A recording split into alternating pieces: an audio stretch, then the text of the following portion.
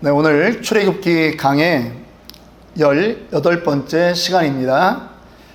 오늘은 사랑의 커플티 10계명이라고 하는 제목으로 여러분들과 함께 말씀을 나누겠습니다.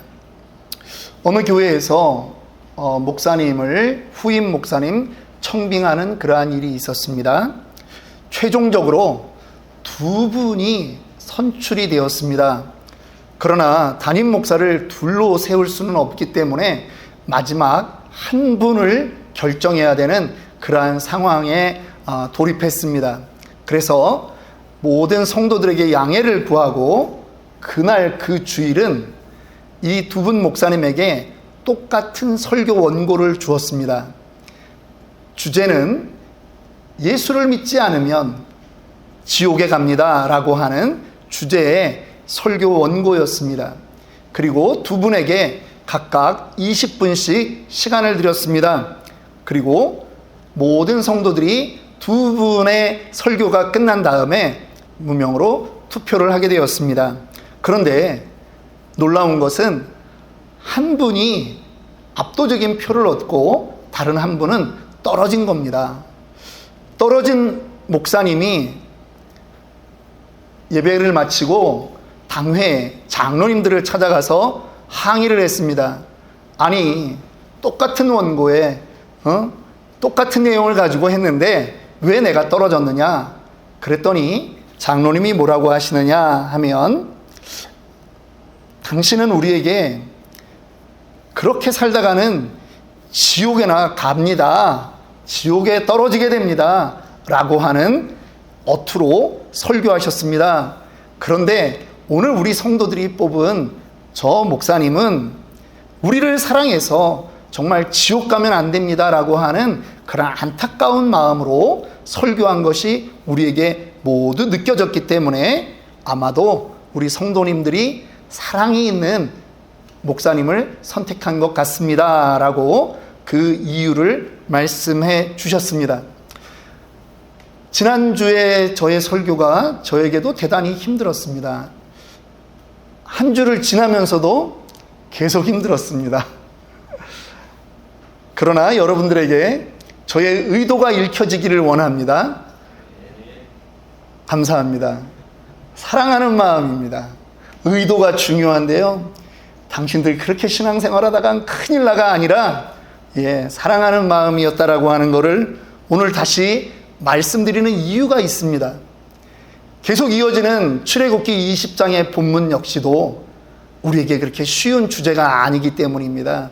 10계명입니다. 여러분들 한번 묻고 싶습니다. 10계명 가운데 나는 단 하나도 어기지 않고 나는 다 잘 계명을 지키고 있다, 그런 분들 계십니까? 아무도 이렇게 손을 못 들 것을 제가 알기 때문에 제가 역시 무거운 마음으로 오늘 이 10계명 설교를 합니다. 저에게는 앞으로 약 2, 3주에 걸쳐서 10계명에 관한 말씀을 나누려고 합니다. 특별히 오늘은 10계명의 전반부 첫 계명과 두 번째 계명을 가지고 여러분들과 말씀을 나눕니다. 10계명을 설교하려고 하니까 많은 생각이 듭니다. 오늘날에도 율법이 과연 필요한가? 이거는 구약 백성에게 하나님이 준 그러한 것은 아닌가 하는 것이죠. 그런데 여러분, 이 10계명은요, 특별히 모세오경에 앞으로 많은 율법들이 나옵니다. 계율들이 나옵니다. 그런데 그 계율들의 머릿말과 같은 것입니다. 과연 필요 없어서 오늘날에는 이 10계명은 설교하지 않아도 될까요? 그렇지 않습니다. 예수님도 말씀했습니다. 내가 율법이나 선지자를 폐하러 온 줄로 생각하지 말라. 폐하러 온 것이 아니요 완전하게 하려 합니다 라고 말씀하셨습니다. 율법이 우리에게 필요하다라고 하는 것입니다. 바울 사도도 로마서 3장 31절에 말씀합니다. 그런즉 우리가 믿음으로 말미암아 율법을 폐하겠느냐? 그럴 수 없느니라. 도리어 율법을 굳게 세우느니라. 예수를 믿고 복음의 은혜를 누리고 있지만 율법은 여전히 우리에게 유익하다라고 하는 것입니다. 어떤 측면에서 유익할까요? 우리가 죄인이구나, 내가 완전하지 못하구나라고 하는 것을 알게 된다라고 하는 것입니다. 우리를 돌아보게 하는 것입니다. 오늘 이 율법을, 이 십계명을 받게 된 그 자리는 황량한 광야였습니다. 여러분, 광야를 사람들은요, 인생의 비유에서 이야기하기도 합니다. 광야와 같은 시간을 가고 있다. 그래서 조금 사셨던 분들은 광야 대학에 있다, 그런 말도 합니다. 여러분, 광야는 정말 아무런 의미가 없는 그러한 저주의 자리일까요? 하나님이 왜 그렇다면 이곳에서 하나님은 계명을 주셨을까요? 분명히 이들이 지금 모여있는 시내산은 광야의 연장선이 맞습니다. 보잘것없습니다. 산이 2800m 정도 높은 건 사실인데 그다지 볼 것이 없습니다. 계곡이 많지 않습니다. 폭포가 있는 것도 아닙니다. 우리의 시선을 앗아갈 만한 그러한 곳이 없다라고 하는 것입니다. 그런데 그곳에서 하나님이 먼저 말씀합니다. 1절 말씀이죠. 하나님이 이 모든 말씀으로 일러 가라사대. 하나님이 이 광야에서 모든 말씀으로 일러 가라사대, 그렇게 말합니다. 여러분, 히브리어로 광야라고 하는 말이 무슨 말인지 아십니까? 미드바르. 그런데 말씀이라고 하는 다바르라고 하는 말도 같은 어원에서 나온 말입니다. 무슨 말을 하고 싶으냐 하면은 광야에 가야 온전한 하나님의 말씀을 들을 수 있다라고 하는 말입니다. 여러분, 광야로 나갔던 사람들이 있습니다. 아브라함의 첩 하갈이 쫓겨나서 광야를 맴돌던 때가 있었습니다. 그런데 그 여인도 하나님의 말씀을 받았습니다. 모세는 우리가 너무나 잘 알죠. 모세도 광야에서, 특별히 오늘 이 호렙산 시내산에서 양을 치다가 그가 하나님의 음성을 들었습니다. 구약의 가장 능력 있는 선지자라고 하는 엘리야도 마찬가지입니다. 실망해서 광야의 그 로뎀나무 아래서 죽기를 구할 때 하나님의 말씀을 듣게 되는 것입니다. 광야는 무의미한 곳이 아닙니다. 저주의 자리는 더더군다나 아니라는 얘기입니다. 광야는 하나님의 말씀에 집중할 수 있는 곳이라고 하는 것입니다. 혹시 우리의 삶에 건강의 문제, 관계의 문제, 재정의 문제, 광야를 만날 때가 온다면 여러분, 실망하지 마십시오. 그때 하나님에게 집중하시기를 원합니다. 오늘 이곳에서 하나님은 그의 백성과 함께 언약식을 합니다. 결혼식을 하는 것입니다. 너희들이, 이 이스라엘 백성들이 거룩한 제사장 나라가 되고 거룩한 백성이 되는 그러한 의식을 지금 하고 있다는 것이죠. 저는 이 십계명을 주는 이 의식의 자리에 가장 먼저 떠올랐던 것은 바로 초등학교 때 경험했던 운동회였습니다. 지금 이 운동장에 아이들이 청팀, 백팀으로 나뉘어서 운동을 할 것입니다.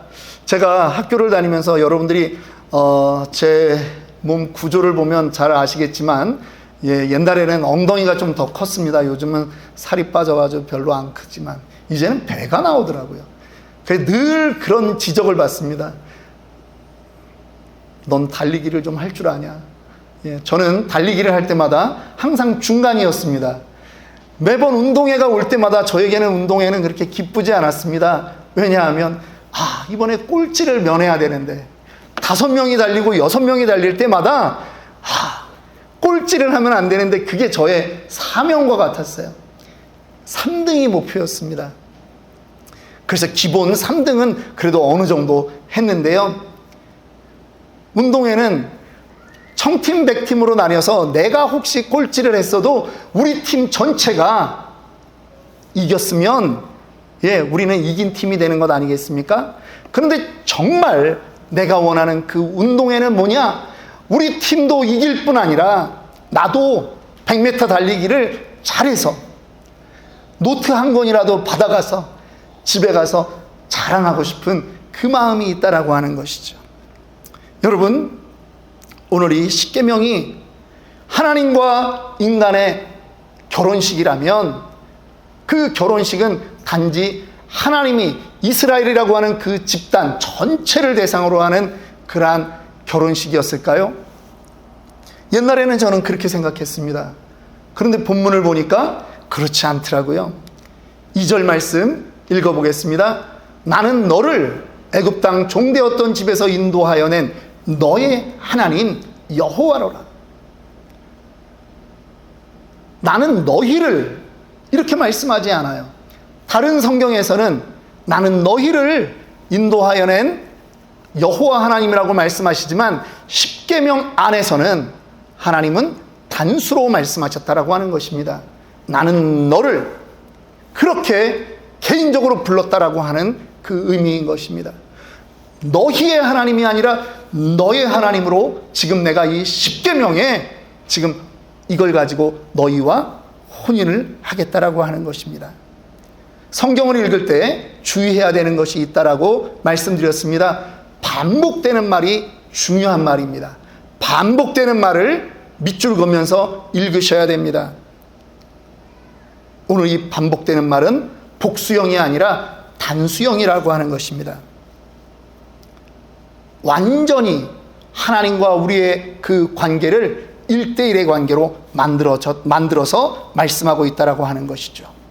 한 사람 한 사람과 하나님이 지금 언약을 하는 것입니다. 결혼을 하는 것입니다. 내가 내게 장가들겠다. 호세아 선지자가 말했듯이 내가 내게 장가들어 영원히 살되 공의와 정의와 은총과 긍휼히 여김으로 내게 장가들며, 하나님이 우리와 함께 여러분 한 분 한 분과 언약하셨음을 믿으시기 바랍니다. 이스라엘 백성들은 이 개념을 다 이해하지 못했어요. 지금 이때는 구약의 오순절입니다. 50일 되는 날입니다. 신약의 50일에는 무슨 일이 있었습니까? 신약의 오순절에는 마가의 다락방에서 성령의 임재를 간구하고 있던 그 백성들 한 사람 한 사람에게 성령이 임하셨습니다. 믿으십니까? 하나님은 우리를 집단으로 만나는 것이 아니라 하나님은 우리를 개인 대 개인으로 만나기를 원하신다라고 하는 것입니다. 우리는 부족합니다. 우리는 능력이 없습니다. 우리는 연약합니다. 그런데 하나님이 우리를 1대1로 찾아와 주셨다라고 하는 것입니다. 그리고 이제 우리에게 계명을 주십니다. 3절 말씀입니다. 우리 다 같이 읽습니다. 너는 나 외에는 다른 신들을 내게 두지 말라. 오늘 우린 10가지 계명을 얘기해야 되는데, 여러분 10가지 계명 중에 가장 중요한 계명이 있다면 그것은 무엇일까요? 그것은 다른 말 할 필요도 없이요. 첫 번째 계명입니다. 너는 나 외에는 다른 신을 내게 두지 말라. 하나님의 이 첫 번째 계명이 가장 중요한 것입니다. 그분만을 가장 최고로 여기라고 하는 것입니다. 여러분들 결혼하기 전에 다른 사람하고 연애를 하는 것이 흉이 아닙니다. 그거는 꼭 문제된다 그렇게 생각할 수 없습니다. 그런데 문제는 뭐겠습니까?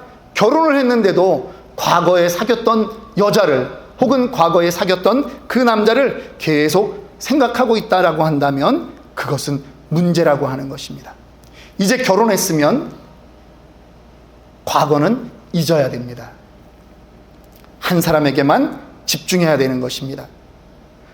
우리 시대의 부모님들은 언어에서도 그런 말을 했어요.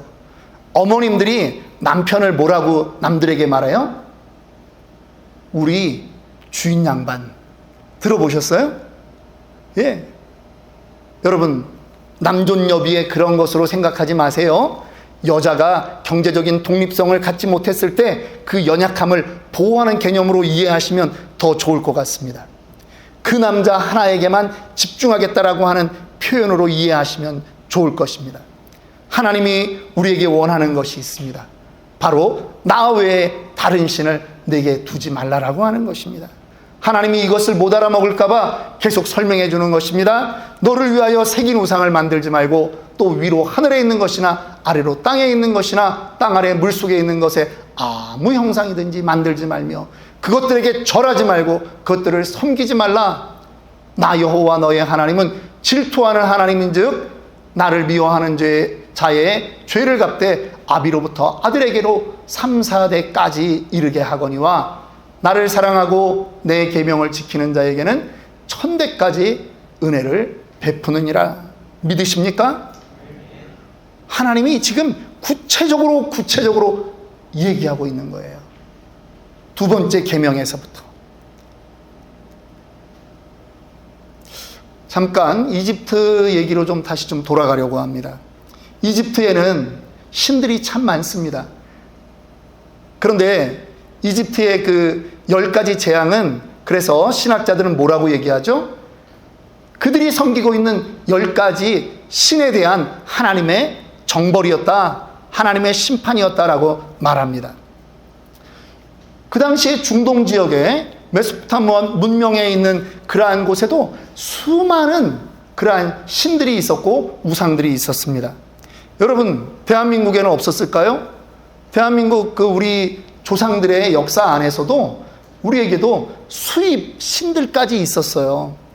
우리도 조왕신 그러면 부엌에 있는 신, 자식을 낳게 하는 건 삼신할머니, 이런저런 신들의 이름들이 있었잖아요. 그런데 심지어 우리 민족에게도 수입 신들이 있었다라고 하는 것입니다. 수입 우상들이 있었어요. 신라 시대에는 어떤 우상이 있었을까요? 처용가라고 들어보셨죠? 서벌 벌기달에, 설아벌 밝은 달에 돌아다니면서 이 인물 어촌에서 많이 숭상하고 있어요. 그런데 이 사람은, 처용은 우리가 아라비아 사람이라고 얘기하는 게 일단 기본적인 정설입니다. 그런데 그거를 신격화해서 하고 있어요. 또 어떤 것이 있을까요? 이것은 무엇입니까? 말뚝이에요. 말뚝도 신이냐고요? 여러분, 메소포타미아 신의 이름 중에 가장 유명한 신 이름이 마루뚝입니다. 그 지역이 나중에 터키로 되잖아요. 투르키에. 거기에 아직도 마루뚝 신이 있어요.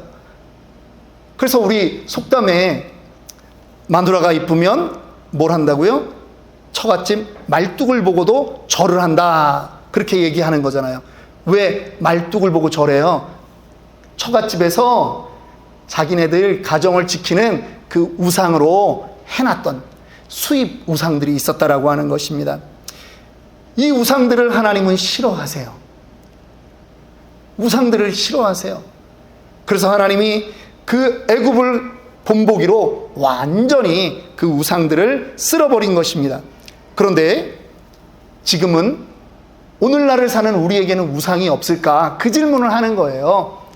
오늘날을 살고 있는 우리에게도 우상이 있습니다. 에덴 동산으로 가볼까요? 절대 사탄이 하와에게 야, 우상을 섬겨라, 이렇게 말하지 않았어요. 하와에게 우상을 만들어 준 적이 없어요. 단지 무엇을 이야기합니까? 사명을 잊고 이 동산에서 네가 최고가 되라고 말하는 거예요. 예수님도 사탄의 시험을 받았습니다. 광야에서 말입니다. 그런데 사탄이 단 한 번도 예수님에게 우상을 만들어서 우상을 섬겨라라고 말하지 않았다라고 하는 거예요. 다만 너의 사명을 잊어버리고 이 땅의 것에 만족하고 이 땅에서 인정받고 이 땅에서 최고가 되는 것을 목표로 살아라라고 하는 거예요.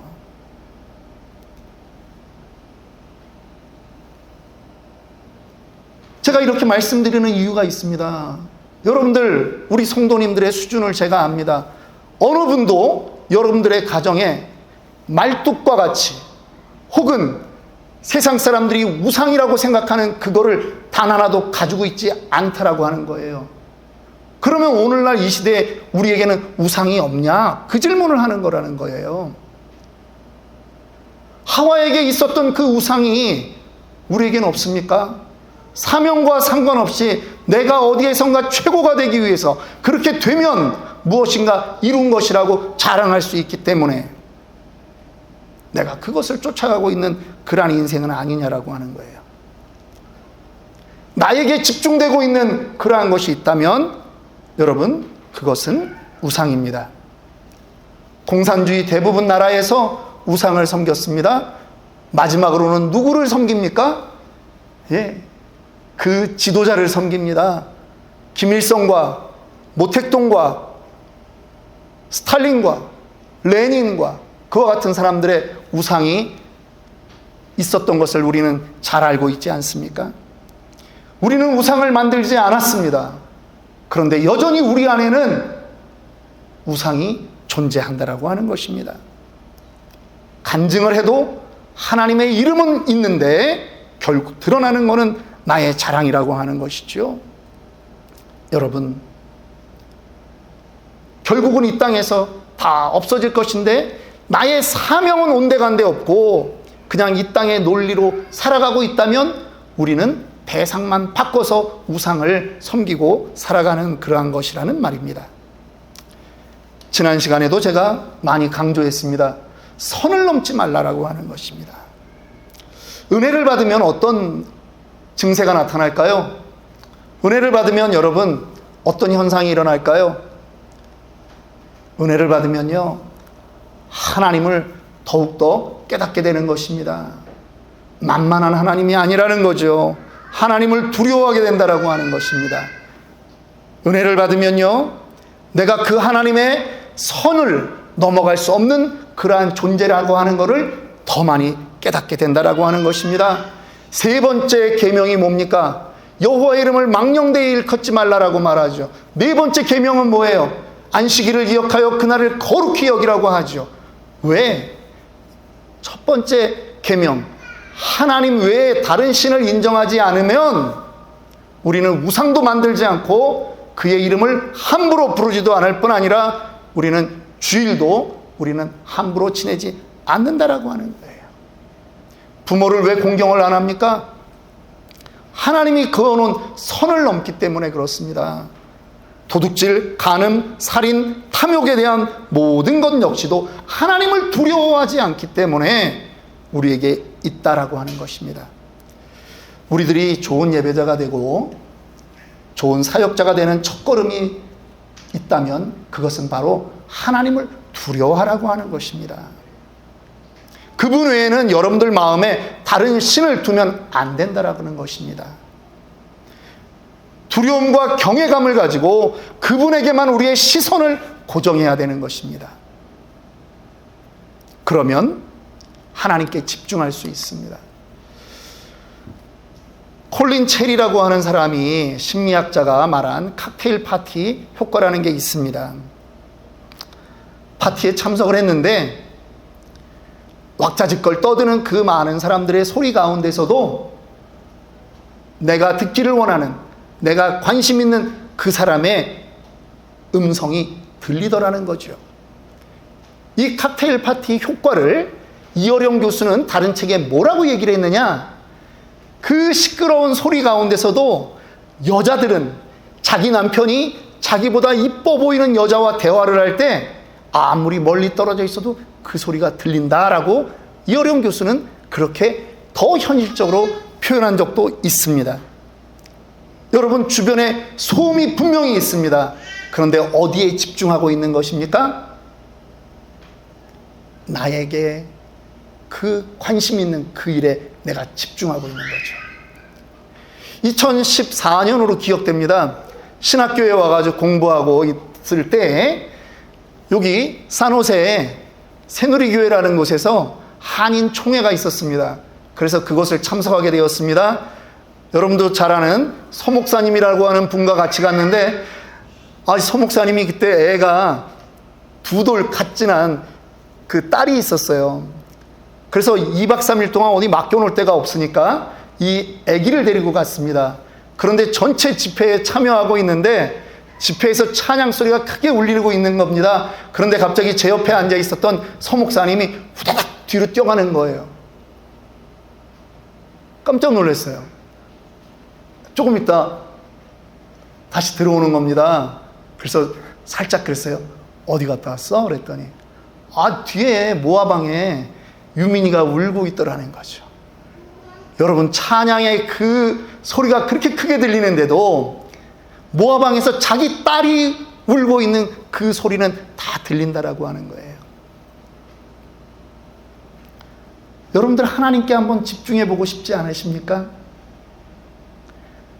하나님의 시선에 여러분의 시선을 맞춰보고 싶지 않으십니까? 한 번 사는 인생이고 한 번 신앙생활하는 건데 한번 그렇게 살기를 도전합니다.